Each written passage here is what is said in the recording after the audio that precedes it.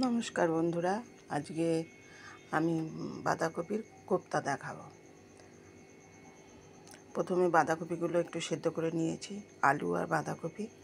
তারপর আলুগুলোকে চটকে নিয়েছি। পরে তেল দিয়েছি, শুকনো লঙ্কা, জিরে, একটু ফোড়ন দিয়ে কাঁচা পেঁয়াজ, তারপরে দিয়ে একটু জিরে গুঁড়ো, লঙ্কার গুঁড়ো, কাশ্মীরি লঙ্কার গুঁড়ো, একটু চিনি, নুন দিয়ে একটু মশলাটাকে জল দিয়ে কষে নিয়েছি। কষার পরে তারপরে আলু ভাতেগুলো দিয়ে দেবো।